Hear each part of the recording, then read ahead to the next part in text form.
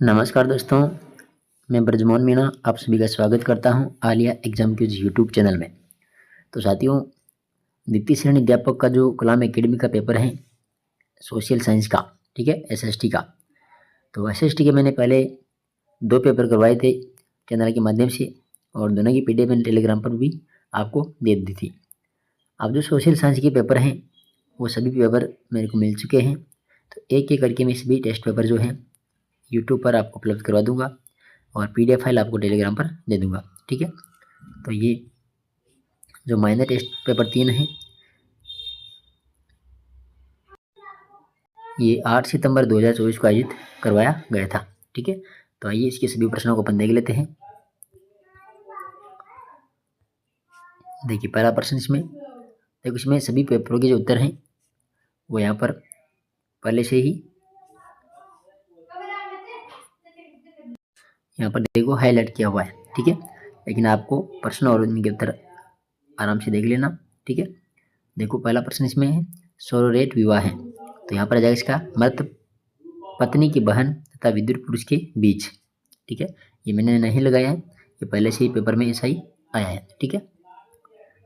दूसरा प्रश्न देखिए, महाभारत में द्रौपदी का पांडवों के साथ में विवाह उदाहरण है, तो यहाँ पर आ जाएगा ये भ्रातक बहुपति।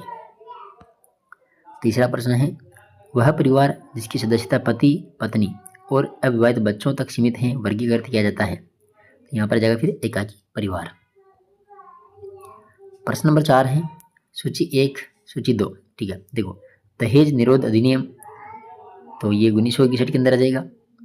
हिंदू विवाह जो अधिनियम है 1955, हिंदू उत्तराधिकारी जो अधिनियम है 1956 और घरेलू हिंसा अधिनियम 2005। तो ये इस प्रकार से सम्मिलित है। पांचवा प्रश्न इसमें कि धर्म जन समुदाय का अफीम है, यह किसने कहा था? तो ये कहने वाले थे के मार्कस। कौन थे? के मार्कस, ठीक है। यहाँ पर जाएगा के मार्कस। छठा प्रश्न देखिए, यहाँ पर कौन सा सिद्धांत धर्म की उत्पत्ति से संबंधित नहीं है? देखो जीवसत्तावाद, प्रकृतिवाद और टोटमवाद, इसमें जो सामाजिक समझौता है ये धर्म की उत्पत्ति से संबंधित नहीं है। इसके बाद देखिए अगला प्रश्न 7 number, social theory and social structure पुस्तक किसके द्वारा लिखी गई है? Social theory and social structure पुस्तक, तो आर के मटन के द्वारा। 8 नंबर प्रश्न है कौन सा सामाजिक स्त्रीकरण का रूप नहीं है? तो यहाँ पर आ जाएगा धर्म, ठीक है। देखो मैंने जीके की जो सभी पेपर है सेकंड ग्रेड के जीके के सभी पेपर मैंने करवा दिए हैं और एसएसटी के 2 पेपर पहले हो चुके थे और ये तीसरा पेपर है। और कलाम एकेडमी के जो पेपर चल रहे हैं अभी, तो उसमें भी मैंने 2 पेपर करवा दिए हैं। आप अगर देखना चाहते हो तो प्लेलिस्ट बनाई हुई है, ठीक है। तो 8 में आ जाएगा धर्म, ठीक है। इसके बाद देखिए क्वेश्चन नंबर 9, इनमें से कौन सी भारत में मातृवंशीय जनजाति है? तो यहाँ पर आ जाएगा फिर खासी। 10 नंबर है निम्न में से कौन सा विद्वान पुस्तक होमो हायरार्किकस का लेखक है? तो यहाँ पर आ जाएगा लुई ड्यूमा, ठीक है, लुई ड्यूमा। 11 नंबर है जनसंख्या वृद्धि का कौन सा कारण नहीं है? देखो विवाह की निम्न आयु, उच्च अशिक्षितता, परिवार नियोजन के प्रति धार्मिक मनोवृत्ति नहीं है। कौन सा? व्यावसायिक शिक्षा, ठीक है, 4 नंबर। 12 में है सफेद पोष अपराध शब्द का प्रयोग सर्वप्रथम किसने किया था? तो ये क्या था? सदरलैंड ने। प्रश्न नंबर 13 है सोशियोलॉजिकल इमेजिनेशन पुस्तक के लेखक कौन है? तो ये जाएगा C.W. मिल्स, ठीक है। प्रश्न नंबर 14 है marriage and family in India पुस्तक के लेखक कौन है? तो K.M. कपाड़िया। कौन है? K.M. कपाड़िया। 15 नंबर है परिवार पति एवं पत्नी की संतान रहित या फिर संतान सहित या फिर केवल पुरुष या स्त्री के बच्चों सहित कम या अधिक स्थायी समिति है, यह किसने कहा था? तो आगबर्न व निमकोक का यह कथन है, ठीक है। प्रश्न नंबर 16 है संविधान के किस अनुच्छेद में अनुसूचित जाति एवं जनजाति को लोकसभा में आरक्षण दिया है? तो यहाँ पर जाएगा कौन सा अनुच्छेद? 330। 17 नंबर प्रश्न है हिंदू समाज में हिंदू विवाह का कौन सा उद्देश्य नहीं है? देखो प्रजा रति धर्म कर्तव्य, यहाँ पर विधि समझौता इसमें नहीं है। 18 नंबर है कास्ट इन इंडियन पॉलिटिक्स नामक पुस्तक के लेखक कौन है? रजनी कोठारी। कौन है? रजनी कोठारी। इसके बाद देखिए 19 नंबर है टी के उमन के अनुसार सांप्रदायिकता के प्रकार है, कितने प्रकार हैं? 6। 20 नंबर है द पॉवर्टी ऑफ फिलोसॉफी के लेखक कौन है? के मार्कस। कौन है? के मार्कस। आणविक परिवार की अवधारणा किसने दी थी? जिमरमैन ने। किसने दी थी? जिमरमैन। देखो आप इनका रिवीजन कर लेना सभी पेपरों का, ठीक है। निम्नलिखित में से कौन सा भारत में क्षेत्रवाद को जन्म देने वाला कारक है? तो यहाँ पर जाएगा क्षेत्रीय संस्कृति का श्रेष्ठ मानना। 23 नंबर है निम्न में से कौन सा भ्रष्टाचार के लिए उत्तरदायी नहीं है? देखो स्वार्थ की पूर्ति, अत्यधिक प्रतिस्पर्धा, उच्च अधिकारियों का सहयोग। कौन सा नहीं है यहाँ पर? नियमों के संबंध में पूर्ण जानकारी, ठीक है। 4 नंबर। 24 नंबर है निम्न में से किसने जादू को विज्ञान की अमान्य बहन कहा है? किसने कहा था? फ्रेजर ने। 25 नंबर क्वेश्चन है कौन सी वर्ग की विशेषता नहीं है? किसकी वर्ग की? देखो प्रदत्त सदस्यता, वर्गों का ध्रुवीकरण, वर्ग विद्वेष और वर्ग चेतना, ठीक है। कौन सा नहीं है? प्रदत्त सदस्यता। 3 नंबर। 26 नंबर है धर्म अलौकिक शक्ति में विश्वास है, ये किसका कथन है? तो ये है टाइलर का। 27 नंबर है जनजातियों की समस्या समाधान हेतु राष्ट्रीय उपवन स्थापित करने का सुझाव किसने दिया था? एल्विन बेरियर ने। किसने दिया? Alvin barrier. 28 नंबर है भ्रष्टाचार का प्रमुख कारण है, तो यहाँ पर जाएगा आर्थिक। टाइलर ने धर्म की व्याख्या किस दृष्टिकोण से की है? तात्विक। इसमें जाएगा तात्विक। 30 नंबर है 1 दिसंबर को विश्व एड्स दिवस मनाने की शुरुआत कब हुई थी? तो ये 1 दिसंबर 1988 को। एड्स का अंतर्राष्ट्रीय प्रतीक है लाल फीता। क्या है? लाल फीता। 32 नंबर है अत्यंत जोखिम वाले समूहों का संबंध है एड्स से। पॉवर्टी एंड फेमाइन्स पुस्तक के लेखक हैं अमर्त्य सेन। कौन है? अमर्त्य सेन। 34 नंबर है बोहरा समिति 1993 का गठन किस एक सामाजिक समस्या के निवारण हेतु किया गया था? भ्रष्टाचार, ठीक है। क्वेश्चन नंबर 35 है सांप्रदायिकता को समाप्त करने हेतु सहज जीवन व्यतीत करने का सुझाव किसने दिया था? डॉक्टर राजेंद्र प्रसाद ने। 36 नंबर है गरीब की संस्कृति की अवधारणा किसने दी? डेविड इलेस ने। डेविड इलेस। 37 नंबर है कौन सा धर्म का प्रकार्य नहीं है? तो यहाँ पर आ जाएगा देखो सामाजिक संघर्ष। देखो सामाजिक संगठन का आधार सामाजिक नियंत्रण, भावनात्मक सुधार। कौन सा नहीं है? तो सामाजिक संघर्ष। 38 है मेहर संबंधित है, मुस्लिम विवाह से संबंधित है मेहर। क्वेश्चन नंबर 39 है जाति की उत्पत्ति के सिद्धांत से संबंधित नहीं है, तो यहाँ पर आ जाएगा आर्थिक सिद्धांत। 40 नंबर है कौन एक जाति का दुष्कार्य है? धर्म परिवर्तन का कारण। धर्म परिवर्तन का कारण। 41 नंबर है मैकाइवर ने वर्ग चेतना के कौन से 2 प्रकार बताए हैं? मैकाइवर ने तो सहयोगी चेतना और प्रतिस्पर्धा वर्ग चेतना। क्वेश्चन नंबर 42 है अस्मृत है, देखो Karl Marx communist manifesto, James Frazer the golden bough, S V Ketkar ये history of caste in India. देखो D N Majumdar culture society.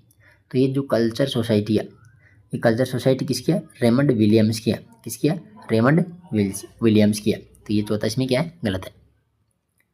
अगला देखिए 43 नंबर हिंदू समाज की इकाई व्यक्ति नहीं वर्ण परिवार है, किसने कहा था? के एम पणिकर ने। किसने कहा था?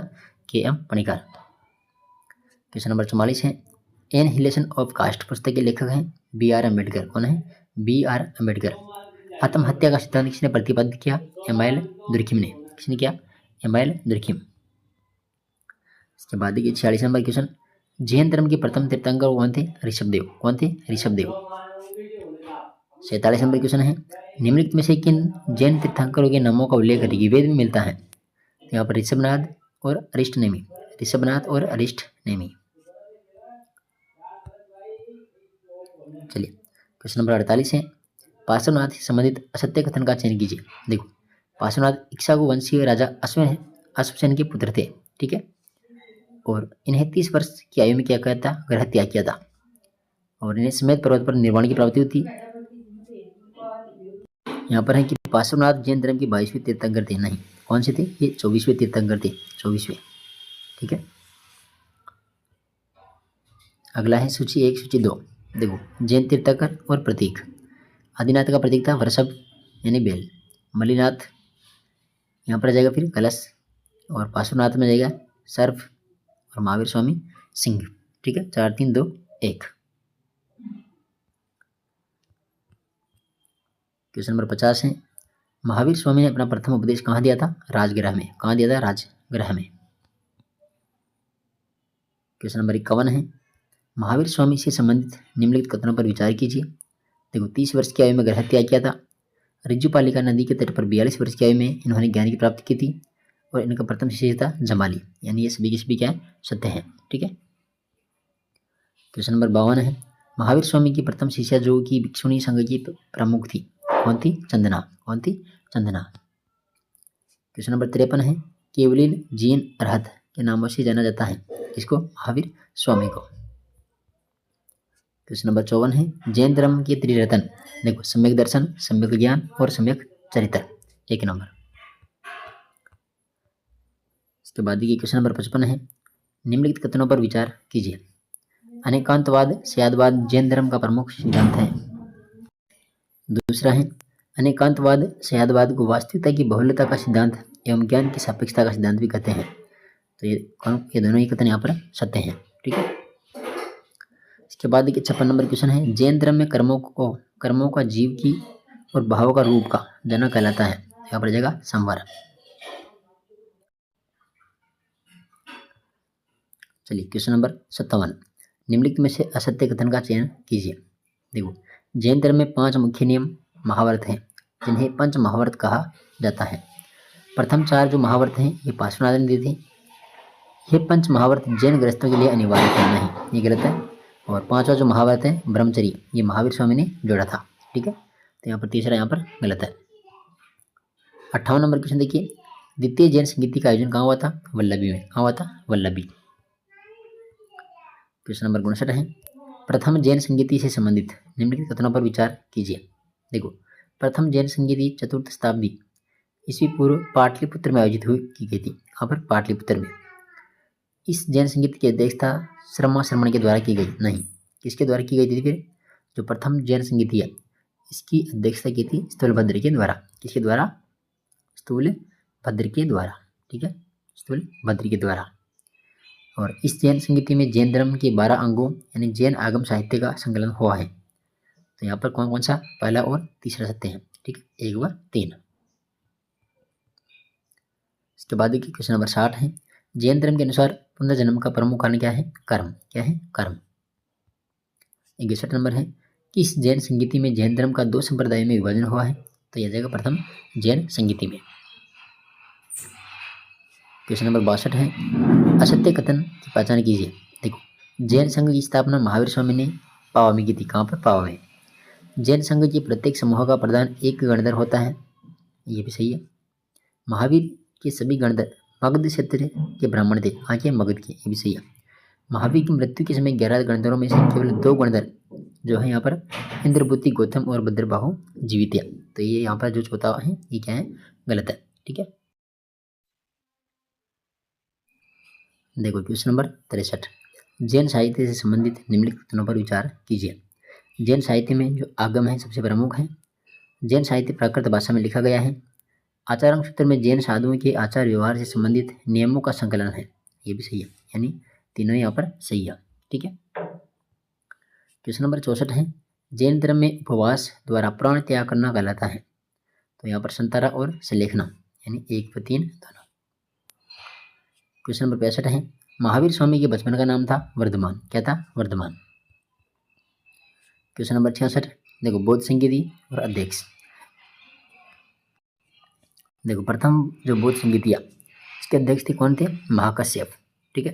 द्वितीय के थे सर्वकामी या सब कामी। और तृतीय बौद्ध संगीति के ये था मोगली पुत्र तीस। और चतुर्थ बौद्ध जो संगीति है इसके अध्यक्ष थे वसुमित्र।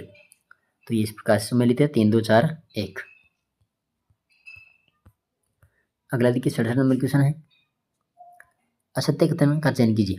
देखो, प्रतीति समुत्पाद बुद्धि की शिक्षाओं का सार है जो द्वितीय आर्य सत्य से संबंधित है। ठीक है। प्रतीति समुत्पाद के अंतर्गत द्वादश निदान को सम्मिलित किया गया है। संयुक्त निकाय में प्रतीति समुत्पाद का मध्यम धर्म मजमेन धम्मों के रूप में वर्णित है। ये भी सही है, इनमें से कोई नहीं। तो यानी ये तीनों सत्य हैं, असत्य कौन सा भी नहीं है। ठीक है, ऑप्शन नंबर 4। इसके बाद देखिए 68 नंबर क्वेश्चन है कि महात्मा, यहाँ पर है, निम्नलिखित कथनों पर विचार कीजिए। महात्मा बुद्ध को 35 वर्ष की अवस्था में निरंजना नदी के तट पर उरुवेला में ज्ञान की प्राप्ति हुई है। सही। महात्मा बुद्ध ने मागधी भाषा में अपने उपदेश दिए, ये भी सही है। महात्मा बुद्ध ने अपना प्रथम उपदेश ऋषिपतन सारनाथ में दिया, ये भी सही है। ठीक है, तीनों कथन यहाँ पर क्या है, सत्य है। ठीक है, 1, 2, 3। क्वेश्चन नंबर 69 है, बौद्ध संघ में प्रवेश को कहा जाता है, क्या कहा जाता है, उपसंपदा। इसके बाद 70 नंबर क्वेश्चन है, देखो, प्रातिमोक्ष या फिर पातिमोक्ष से संबंधित असत्य कथन का चयन कीजिए। पहला है कि इसमें बौद्ध भिक्षुओं एवं भिक्षुणियों के द्वारा अनुशासन संबंधी विधि निषेधों की भंग हो जाने पर किए जाने वाले प्रायश्चित्तों का संकलन है। ठीक है, माह में 2 बार इसका पाठ किया जाता है, ये भी सही है। पातिमोक्ष का विशेष दिन पढ़ा जाना उपोस्त कहलाता है, ये भी सही है। 8 से कम भिक्षु होने पर प्रातिमोक्ष की सभी नहीं की जा सकती है, ये गलत है। ठीक है, ऑप्शन नंबर 4। चलिए 71 नंबर क्वेश्चन है, बौद्ध धर्म के त्रिरत्न, तो बुद्ध, धम्म और संघ। ठीक है, इसके बाद 72 नंबर, बौद्ध ग्रंथ थेरी गाथा से संबंधित निम्नलिखित कथनों पर विचार कीजिए। देखो, यह बौद्ध ग्रंथ सुत्त पिटक का हिस्सा है, जिसमें पूर्णा नामक दासी का उल्लेख है। ठीक है, इसमें भिक्षुनी के द्वारा रचित छंदों का संकलन है। इसमें महिलाओं के सामाजिक और आध्यात्मिक अनुभवों के बारे में अंतर्दृष्टि मिलती है। ये तीनों क्या है, यहाँ पर सही कथन है। ठीक है, 1, 2, 3। अगला देखिए क्वेश्चन नंबर 73। क्वेश्चन नंबर 73 में है, एक तरफ बुद्ध के जीवन की घटना है और एक तरफ है संबंध। देखो, ग्रह त्याग या जाएगा महाविनिष्क्रमण, प्रथम धर्म उपदेश ये महापरिनिर्वाण आ जाएगा, और मृत्यु धर्म चक्र परिवर्तन, तो ये इस प्रकार से सम्मिलित हो जाएगा। ठीक है, 2, 3, 1। इसके बाद देखिए 74 नंबर क्वेश्चन, बोधि प्राप्त करने से पूर्व सिद्धार्थ गौतम किन आचार्यों के पास गए थे, तो अल्लाह कलाम और उद्रक रामपूत के पास में। ठीक है, क्वेश्चन नंबर 75 है, महात्मा बुद्ध को किस दिन ज्ञान की प्राप्ति हुई थी, महात्मा बुद्ध को, तो वैशाख पूर्णिमा को इसको ज्ञान की प्राप्ति हुई थी, महात्मा बुद्ध को, वैशाख पूर्णिमा।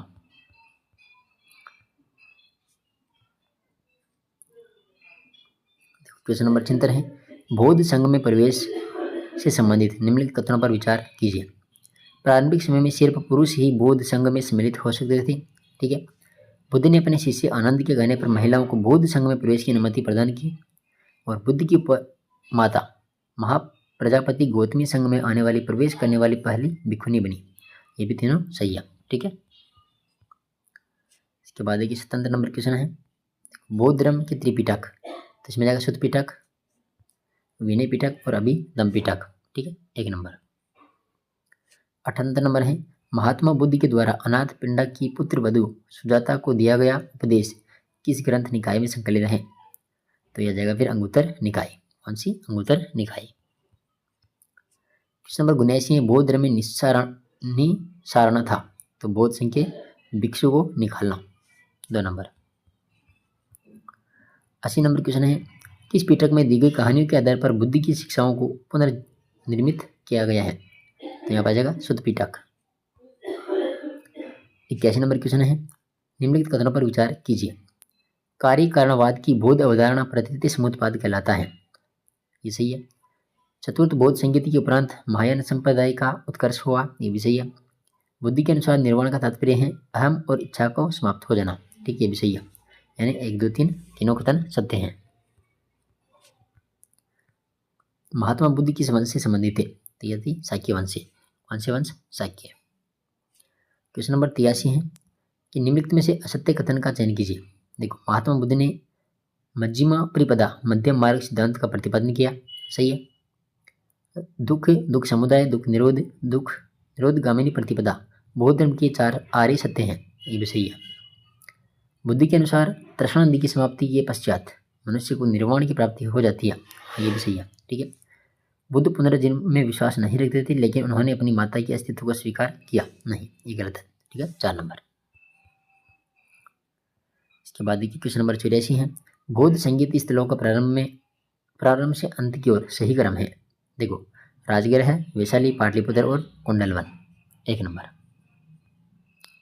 85 नंबर क्वेश्चन है, बौद्ध पिटकों से संबंधित निम्नलिखित कथनों पर विचार कीजिए कि विनय पिटक में संघ या फिर बौद्ध मठों में रहने वाले भिक्षुओं भिक्षुणियों हेतु नियमों का संग्रह है, ये सही है। अभिधम पिटक बौद्ध दर्शन से जुड़े विषयों से संबंधित है, ये भी सही है, यानी दोनों यहाँ पर सत्य कथन है। क्वेश्चन नंबर 86 है, देकार्त का कार्य कारण मूलक तर्क ईश्वर की सत्ता सिद्ध करता है, संदेह की क्रिया के परिणाम के रूप में। क्वेश्चन नंबर 87 है, प्रत्यय अथवा विचार में ईश्वर का अस्तित्व सिद्ध होता है, तो यहाँ पर जाएगा सत्तामूलक प्रमाण से। क्वेश्चन नंबर 88 है, संदेह के लिए संदेहकर्ता की आवश्यकता होती है और वह संदेहकर्ता है, तो यहाँ पर जाएगा आत्मा। क्वेश्चन नंबर 89 है, क्रिया प्रतिक्रियावाद सिद्धांत संबंधित है, कार्टेशियन मेथड। क्वेश्चन नंबर 90 है, मेरे अंदर पूर्ण सत्ता का जन्मजात प्रत्यय है, इस प्रत्यय के अनुरूप पूर्ण सत्ता का होना आवश्यक है, अतः ईश्वर है, देकार्त की इस युक्ति को कहा जाता है, यहाँ पर जाएगा सत्तामूलक तर्क। क्वेश्चन नंबर 91 है, ज्ञान ही सद्गुण है, सुकरात का यह मत किस एक दार्शनिक द्वारा अस्वीकार कर दिया गया, तो यहाँ पर आ जाएगा अरस्तु। क्वेश्चन नंबर 92 है, सद्गुण दो अतिवादी स्थितियों के मध्य की अवस्था है, यह कथन किसका है, अरस्तु का। क्वेश्चन नंबर 93 है, जैन धर्म के अनुसार मोक्ष प्राप्ति का उपाय है, यहाँ पर आ जाएगा रतन त्रय। क्वेश्चन नंबर 94 है, पूर्व स्थापित सामंजस्य के नियम से निगमति होता है, तो यहाँ पर आ जाएगा नियतिवाद। क्वेश्चन नंबर 95 है, वैदिक परंपरा में स्वीकृत ऋण है, देव ऋण, ऋषि ऋण और पितृ ऋण।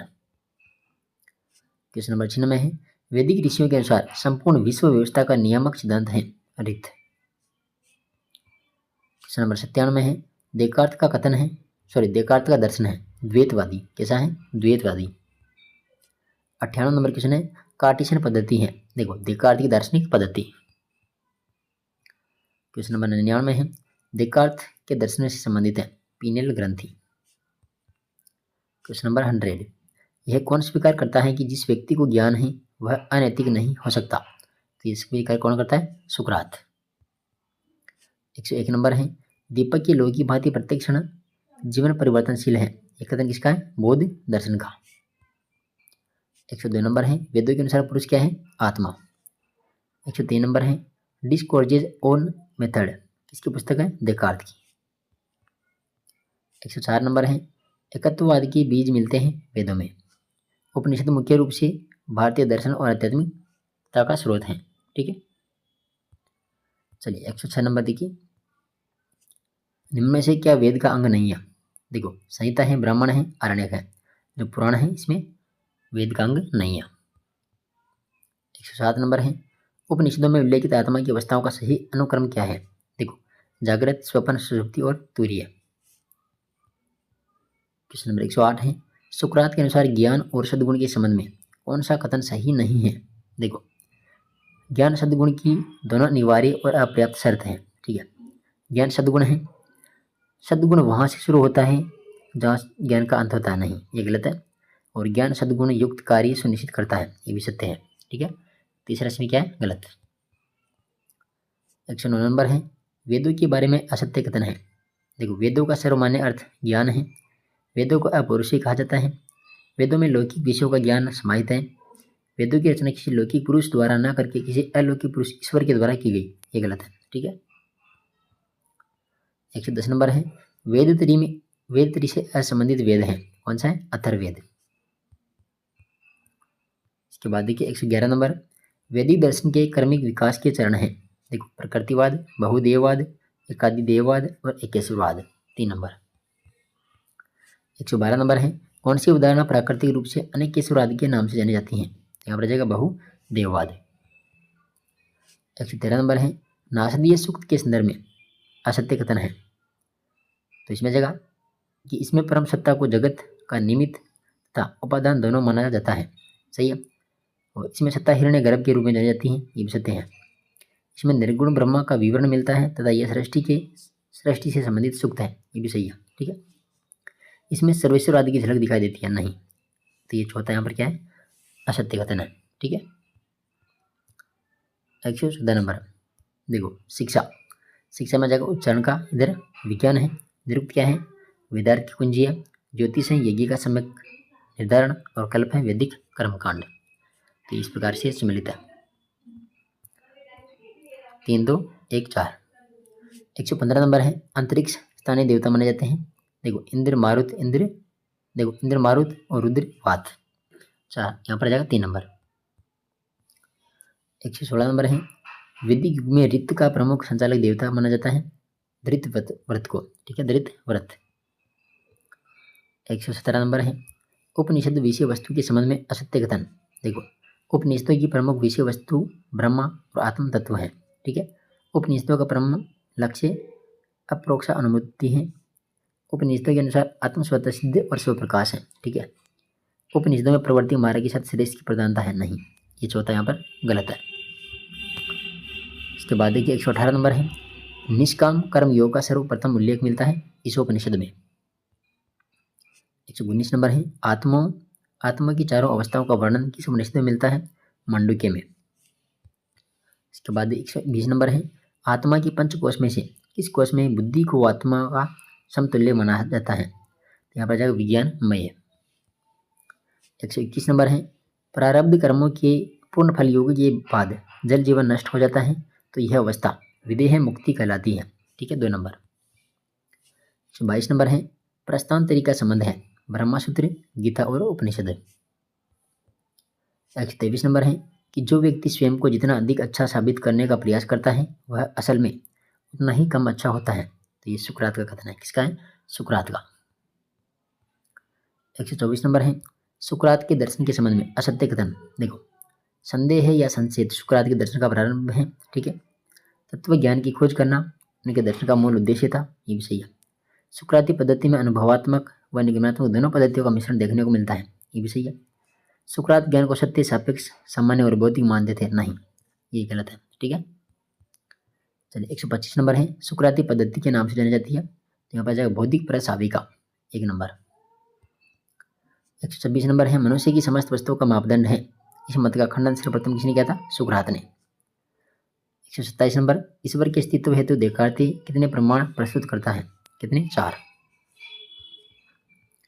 128 नंबर है बुराई अनैच्छिक होती है। उपरोक्त कथन किस एक दार्शनिक का है? तो ये है सुकरात का। 129 नंबर है सुकरात के अनुसार सद्गुण क्या है? 1 है। उपनिषदों में जागृत अवस्था में आत्मा को कहा गया है वैश्वानर। 1 नंबर। 131 नंबर है गरीबी से संबंधित निम्नलिखित कथनों पर विचार कीजिए। देखो गरीबी की निरपेक्ष अवधारणा के तहत गरीबी के लिए एक न्यूनतम उपभोग स्तर निर्धारित किया जाता है। ठीक है, गरीबी की सापेक्ष अवधारणा में आय वितरण को गरीबी मापन के लिए प्रयोग किया जाता है। ये भी सही है। चक्रीय निर्धन वे हैं जो सदैव निर्धन रहते हैं नहीं, इसमें 1 व 2 से दिखते हैं। ठीक है, 1 व 2। इसके बाद देखिए 132 नंबर है भारत में गरीबी को मापने से संबंधित समितियों को प्रारंभ से अंतिम की ओर काल क्रमानुसार व्यवस्थित कीजिए। इसमें आ जाएगा दांडेकर वरत समिति, फिर वाई के अलग समिति, लकड़वाला समिति, सुरेश तेंदुलकर समिति। ठीक है, 2 नंबर। 133 नंबर है योजना आयोग के द्वारा प्रथम बार निर्धनता संबंधी आंकड़े को प्रकाशित किए गए 1973-74 में। 134 नंबर है बहुआयामी निर्धनता सूचकांक में निम्नलिखित में से कौन कौन से आयाम शामिल हैं? भोजन, कपड़ा और मकान। 135 नंबर है भारत में निर्धनता संबंधी आंकड़े कौन उपलब्ध करवाता है? गृह मंत्रालय। 136 नंबर है सरकार के द्वारा निर्धनता निवारण हेतु अपनाई गई त्रिआयामी नीति में शामिल नहीं है तो आय का न्यूनतम स्तर सुनिश्चित करना। ठीक है। 137 नंबर है भारत सरकार के द्वारा डॉक्टर अरविंद पनगड़िया की अध्यक्षता में निर्धनता आंकलन हेतु टास्क फोर्स का गठन किया गया था 2015 में। 138 नंबर है निर्धनता के आंकड़ों से संबंधित निम्नलिखित कथनों पर विचार कीजिए। 1993-94 की तुलना में 2004-05 में निर्धनता अनुपात में गिरावट हुई किंतु निर्धनों की संख्या में क्या हुई है? वृद्धि। ठीक है। 1993-94 की तुलना में 2011-12 में निर्धनता अनुपात में 50% से अधिक की गिरावट भी हुई है। ठीक है, ये दोनों कथन क्या है? सही है। ठीक है। 139 नंबर है किस समिति के द्वारा गरीबी का आधार पोषण कैलोरी के स्थान पर उपभोग व्यय अथवा आय को बनाया गया था? तो सुरेश तेंदुलकर समिति।